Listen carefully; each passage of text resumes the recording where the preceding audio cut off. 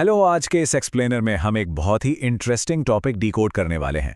खासतौर पर अगर कोई नया यूट्यूब चैनल शुरू कर रहा है या ग्रोथ को लेकर स्ट्रगल कर रहा है तो ये उनके लिए एकदम गेम चेंजर होने वाला है। आज हम सिर्फ हवाई मोटिवेशन की बात नहीं करेंगे, बल्कि उन प्रैक्टिकल और स्टेप बाय स्टेप स्ट्रैटेजीज पर फोकस करेंगे जो असल में काम करती हैं। और हम देखेंगे कि कैसे सर्चेबल कंटेंट बनाना किसी भी नए क्रिएटर की सबसे बड़ी ताकत बन सकता है।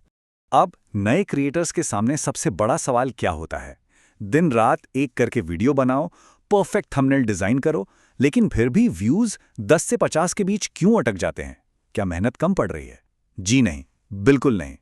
सोर्स मटेरियल से एक बात बिल्कुल क्लियर होती है, प्रॉब्लम हार्डवर्क में नहीं बल्कि हमारी स्ट्रैटेजी में होती है।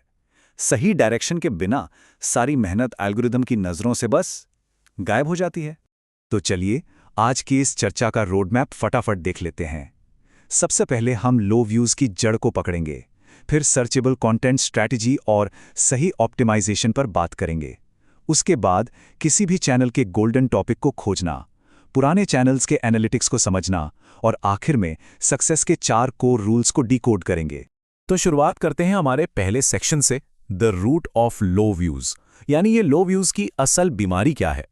देखिए, किसी भी रुके हुए चैनल को फिक्स करने से पहले ये जानना बहुत ज़रूरी है कि वो किस कैटेगरी में फंसा है। मुख्य रूप से 3 तरह के रुके हुए चैनल्स होते हैं। पहली कैटेगरी, वो चैनल्स जो बस 5 या 20 व्यूज़ पर ही अटक गए हैं। दूसरी, जो 100 से 500 व्यूज़ तक तो पहुंचते हैं पर उसके आगे गाड़ी बिल्कुल नहीं बढ़ती। और तीसरी, वो पुराने चैनल्स जहां 1-2 साल की कड़ी मेहनत और सैकड़ों वीडियोस के बाद भी ग्रोथ लिटरली जीरो है। कोई भी क्रिएटर ये देखकर आसानी से समझ सकता है कि उसके सामने सबसे बड़ी रुकावट कौन सी है। सोर्स मटेरियल में एक बहुत ही कमाल का एक्सपेरिमेंट शेयर किया गया है। एक एकदम डेड चैनल था जिस पे बमुश्किल 10-20 व्यूज आते थे, लेकिन पता है क्या हुआ? सिर्फ एक स्मार्ट स्ट्रैटेजी बदलने से उसी चैनल पर हजारों व्यूज आने लगे। और मजे की बात तो यह है कि वहां रेगुलर पोस्टिंग तक नहीं हो रही थी। ये सीधा सीधा साबित करता है कि एल्गोरिदम सिर्फ वीडियोस की संख्या नहीं देखता, वो स्मार्ट स्ट्रैटेजी को रिवॉर्ड करता है। और यहीं से एंट्री होती है हमारे दूसरे सेक्शन की, द सर्चेबल कंटेंट स्ट्रैटेजी। ये वाकई में एक टर्निंग पॉइंट है। तो असल में ये सर्चेबल कंटेंट है क्या चीज़?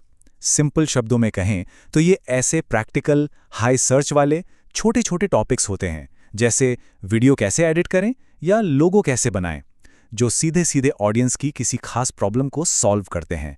देखिए, जब चैनल पर कोई ऑडियंस बेस नहीं होता तो वायरल कैसे हों जैसे ब्रॉड टॉपिक्स पर वीडियो बनाना एक बहुत बड़ी गलती है। इसके बजाय सर्चेबल कंटेंट से जो शुरुआती सर्च ट्रैफिक आता है वही नए चैनल्स को एल्गोरिदम की नज़रों में लाता है। तो नए क्रिएटर्स के लिए इसे प्रैक्टिकली कैसे करें? इसके कुछ बहुत ही क्लियर स्टेप्स हैं।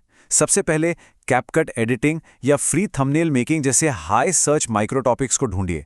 दूसरा, बिना किसी स्थापित ऑडियंस के रैंडम और ब्रॉड वीडियोस बनाना एकदम बंद कर दीजिए। और तीसरा, अपना पूरा फोकस इसी शुरुआती सर्च ट्रैफिक का फायदा उठाने पर लगाइए ताकि एल्गोरिदम खुद आपके कंटेंट को आगे बढ़ाएं। छोटे चैनल्स की पहली कामयाबी इसी पर टिकी होती है। अब बढ़ते हैं तीसरे सेक्शन की तरफ, सही ऑप्टिमाइजेशन के तरीके। सही टॉपिक चुन लिया, लेकिन उसे प्रेजेंट कैसे करना है ये भी उतना ही अहम है। अब यहाँ शॉर्टकट्स और सही तरीके का अंतर समझना बहुत जरूरी है। एक तरफ है फेक व्यूज या ट्रिक्स का इस्तेमाल, जो प्लेटफॉर्म की पॉलिसी के सख्त खिलाफ है और चैनल को हमेशा के लिए बर्बाद कर सकता है। और दूसरी तरफ है प्रॉपर ऑप्टिमाइजेशन। यही वो इकलौता और एथिकल तरीका है जो असल में आपको एक ऑर्गेनिक एल्गोरिदमिक पुश देता है और लॉन्ग टर्म ग्रोथ का रास्ता तैयार करता है। तो इस प्रॉपर ऑप्टिमाइजेशन की चेकलिस्ट क्या है? इसमें शामिल है एक एकदम सटीक और कैची टाइटल, एक ऐसा हाई इंपैक्ट थंबनेल जिस पर क्लिक किए बिना रहा न जाए, सही कीवर्ड्स का इस्तेमाल, ऑडियंस रिटेंशन पर आपका पूरा फोकस और एक कंसिस्टेंट आउटपुट। सच कहूं तो लॉन्ग टर्म सफलता के लिए एल्गोरिदम सिर्फ और सिर्फ इन्हीं चीजों को ट्रैक और रिवॉर्ड करता है। चलिए अब आते हैं चौथे सेक्शन पर, द चैनल्स गोल्डन टॉपिक। ये उन चैनल्स के लिए है जिन्हें थोड़ी बहुत ग्रोथ तो दिख रही है। अगर किसी चैनल पे लगातार 200 से 500 व्यूज आ रहे हैं तो रिलैक्स, वो चैनल डेड नहीं है। इसका सीधा मतलब है कि एल्गोरिदम एक्टिवली उस कंटेंट को ऑडियंस के बीच टेस्ट कर रहा है। बस अब हमें यह पहचानना है कि ऑडियंस को असल में क्या पसंद आ रहा है। इसे समझने का एक बहुत ही सिंपल तरीका है। मान लीजिए एवरेज वीडियोस पर 300 व्यूज आते हैं, लेकिन अचानक किसी एक आउटलायर वीडियो पर 1200 व्यूज आ गए। बस वही आउटलायर वीडियो उस चैनल का गोल्डन टॉपिक है। अब आपकी स्ट्रैटेजी ये होनी चाहिए कि बिना खुद को रिपीट किए उसी टॉपिक के इर्द गिर्द नई वैल्यू के साथ स्पिन ऑफ कंटेंट बनाया जाए। कमाल की बात यह है कि टॉप के बड़े बड़े क्रिएटर्स भी इसी सेम स्ट्रैटेजी का इस्तेमाल करते हैं। मूविंग ऑन टू सेक्शन 5, पुराने चैनल्स के लिए एनालिटिक्स। उन पुराने चैनल्स के लिए जिन पर सैकड़ों वीडियोस अपलोड हो चुके हैं, वहां इमोशनल होने का कोई फायदा नहीं।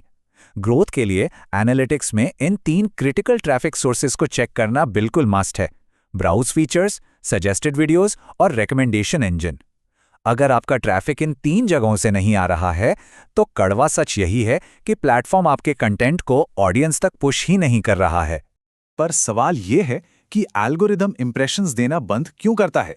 इसके पीछे आमतौर पर 3 टेक्निकल गलतियां होती हैं। पहला, ओवरऑल कंटेंट क्वालिटी का कमजोर होना। दूसरा, थंबनेल और टाइटल का ऐसा होना जो क्लिक्स अट्रैक्ट नहीं कर पा रहे।